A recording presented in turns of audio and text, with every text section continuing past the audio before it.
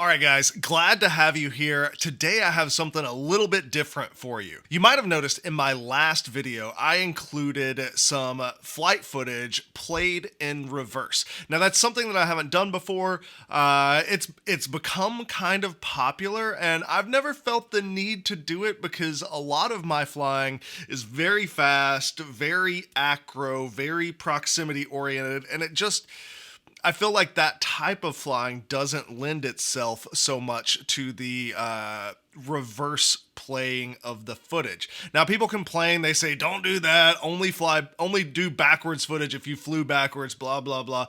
I am not an FPV purist. I like playing with video, as you can probably tell from the camera and the lights and the obnoxious audio setup. But what I'm getting at is that I like to play with video and the effects of it. And so when I was reviewing my footage, there was one flight clip that I normally wouldn't include in an edit.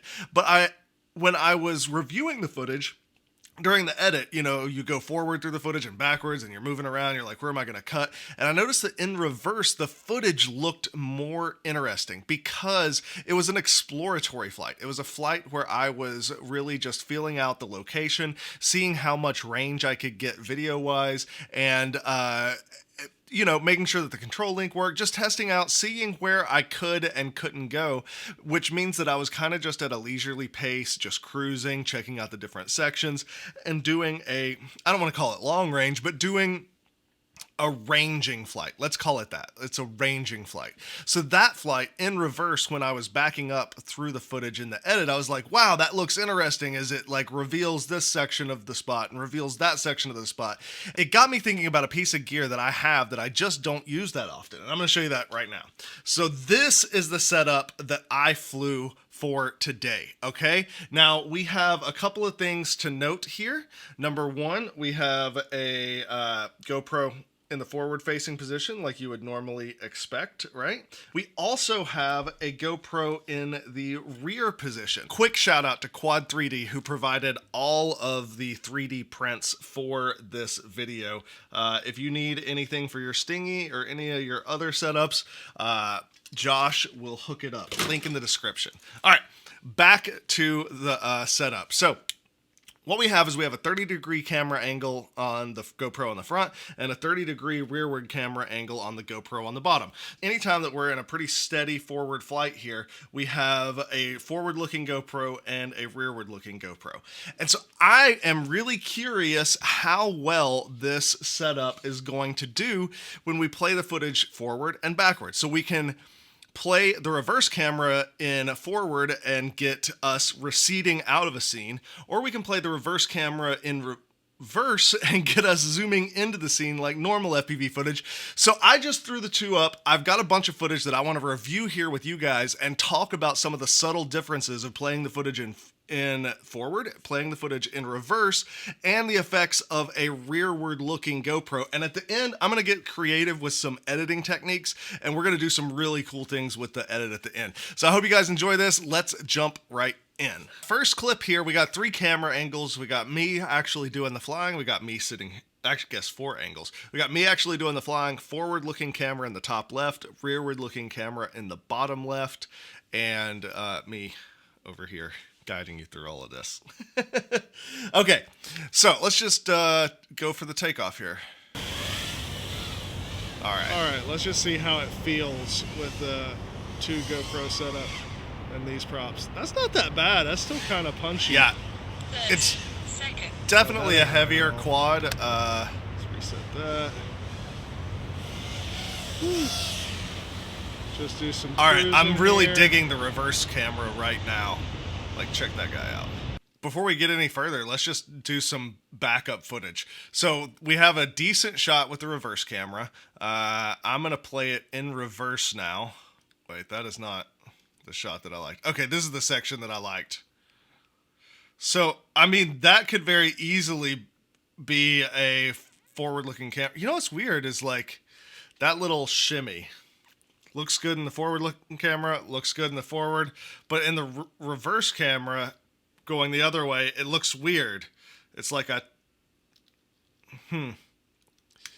This is some of what I want to talk about is the way that the cameras look. When you play the reverse looking camera going in its normal direction, the turns don't look awkward. This is like the first thing that I really noticed. The rearward looking camera, what it sees versus what the forward looking camera sees. I've been flying FPV for a pretty long time, and one of the things that I try to focus on when I'm flying and filming is to pick a focal point and keep it in frame for whatever the maneuver is. And so let's just watch this section through the trees and pay attention up here to the forward looking camera. Okay. So we're coming through here. We see the trees. You can see the tree line that you're rolling across. And then we're coming back. And now I'm not saying that these trees are anything particularly interesting, but you pop up and you look down into the trees. Now, let's watch this in reverse. Also paying attention to the forward-looking camera. All right? So we're going to back it up. We see what we just came out of. We see the tree lines, and it looks fairly interesting. Now, this time around, pay attention to the rearward looking camera. All right? So right here, the rearward looking camera as we go forward, sky. Didn't really see any of the tree line. It was just kind of a boring roll. Now we go to dive in, and a whole lot of sky again, and then whoa, we're in there, right? Now, if we look at the rearward looking camera and play the footage in reverse, it's going to look like we're going forward through the scene, but because it's pointing at odd things and not always looking where it's going because of the nature of FPV, I'm only seeing one angle. The footage, I feel, is a little bit less interesting. So let's go back. So we can see the trees, not bad, but then we pop up and it's just sky. And then it's, whoa, we're in a... If all you're doing is forward flight and cruising through a scene, like this would be perfect of an exploratory flight in a bando. But in a big open space like this, if you're doing any kind of flips and rolls, then the rearward looking camera just ends up looking at the sky a lot. Let's jump over to another clip real quick. One of the things, I definitely think this is usable. I didn't have it set up on any of these shots. If you notice right here, the rearward looking camera as I take off, if you play that in reverse, it almost always looks interesting. Now, that's partly the nature of the quad because it sits on the ground like this. So when it takes off, you just apply throttle and it like slowly rises. It's a very smooth taking off quad. You basically don't have to do any stick inputs, and it makes for interesting footage played in reverse. So let's watch it forward. And we've got the receding camera. Oh, neat. Okay, so I like how I'm just kind of slowly flying out of the spot. Now let's play that in reverse. Zooming in. And boom. Nice smooth landing. So I think that would be a great shot if you set it up properly, where you set the quad, say, on a table that's looking, and then the rearward facing GoPro is looking at you and all of your friends, and then take off. It's kind of like those DJI built-in shots where the drone zooms out. Great shot, very useful in a lot of applications and a lot of edits. Okay, so one of the things that I noticed on my last edit was that when you're playing the footage in reverse, there's a really interesting thing that happens with the exposure adjustments. If you're familiar with FPV footage at all, you know that when you're flying in a harshly lit environment, meaning that it's really bright outside, and you're going from that really bright outdoor environment, say, to inside of a parking garage, that lighting transition is difficult not only for operating the drone through the FPV goggles, but also in the GoPro footage. There's this moment where you're approaching from the sunny side and you just can't see into the dark area. It's just pitch black. You fly into it, the light exposure transitions, and then you can see to get around. When you play the footage in reverse, that lighting transition happens before the crossover point to the next section. For instance, if you are going from the outside to inside of a garage, the approach to, I'm trying to think of how to explain it best. The approach to that, you don't see what you're going into. right? When you back it up, you don't see what you're coming out of for the last second, right?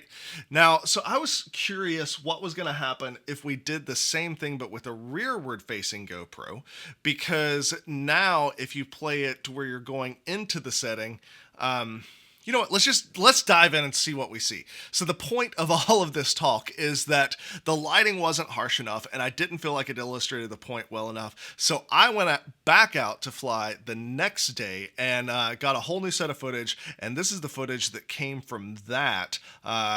We went over to the Bando office and flew on a really bright sunny day, so we got all sorts of harsh lighting. Oh, that was a nice one. But once again, notice that the rearward-facing camera doesn't ever even see the trees that we do with a nice split S over. Forward-facing camera, got trees in the shot, looks great all the way through. Rearward-facing camera just doesn't... Oh God, I forgot. Yeah. And that was the end of that GoPro lens protector. But if we play the forward-looking footage in reverse, you see the trees through the whole time. I don't know. I feel like the forward-looking camera makes a better reveal shot played in reverse than a rearward-looking camera does played forward, for the sole purpose that the forward-looking camera, in my setup at least, is matching my FPV feed. I know where the camera is looking, and I can point the camera at the things in the scene that are important. And wow. So I didn't expect to come quite harshly on that stance. I thought that the rearward-facing camera mount was going to be more useful. While I think it is super useful if you have another drone following you, or if you have like a guy on a bicycle following you, Air Blaster uses that to great effect. But for environmental stuff, I'm not sure that the rearward-facing camera is going to be the best for you. One more thing that I wanted to show here before we get too carried away is, if we have two cameras that are rolling at the same time, one looking forward and one looking back, I wanted to mess around with making some cuts in the footage. So we're going to take this, we're going to use it on this scene. I'm going to show you how this works. So we have this scene, I'm flying around in the parking lot, nothing too crazy. It's just a cool swipe through. And now as I go underneath these trees, what I want to do is right here, as that tree on the right hand side passes, I want to cut it. All right, so isolate where it happens. When the tree is out of frame, we're going to cut, right? We got 1, 2, 3, 4, 3 frames where it is out. So we're going to go to the middle one and Command Shift B to blade all, and I'm going to select. So what I'm going to do is I'm going to transition from the forward looking camera to the rearward looking camera. Okay, so that clip can be deleted. This clip is going to be the one for here. That could be deleted, and then we got to make both of these fill up the screen again. Good. Okay, so we got the point where we're going to cut it at, and now I'm going to use this transition called a slide, and instead of doing a slide in, we're going to do a slide push, and we want the transition, okay, it's going to, yeah, we don't want it to slide that direction. That's what I thought. It's going the wrong way. We don't want it to be a slide push right, we want a slide push left. Yes, and so that, all right. So what we have here, if you watch this transition, not real time, we're going to slow it down. Frame by frame, the screen is going to come in from the right-hand side where that tree that we fly past is, right? It's going to swipe it across.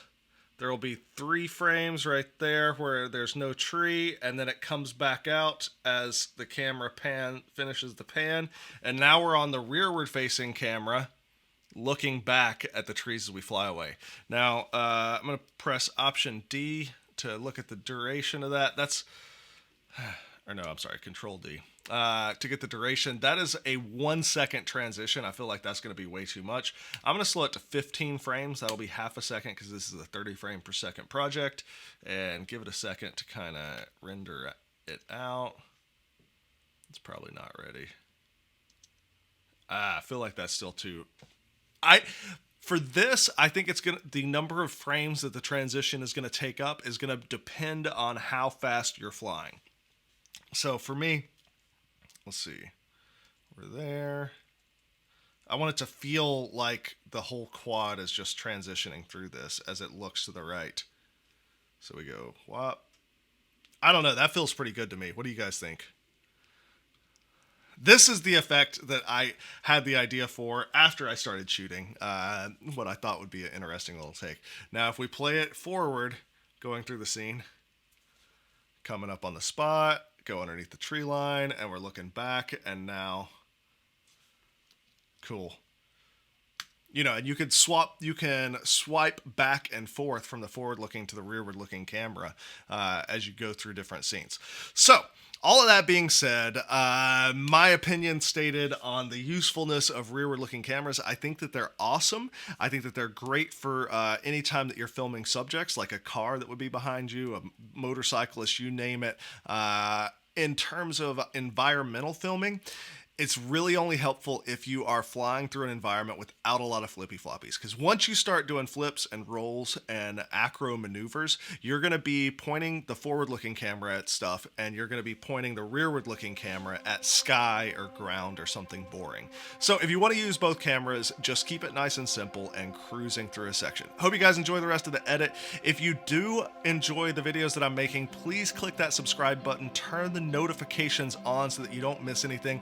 If you haven't noticed, I've already made like 4 videos this week, and I'm going to keep them coming. I've got some more ideas for some things to try out, so turn on those notifications to make sure that you don't miss any. If you dig this Stinger Swarm shirt, boom, boom, please buy the merch because I need to pay the bills. And enjoy the rest of this edit, and we will catch you guys next time. All right.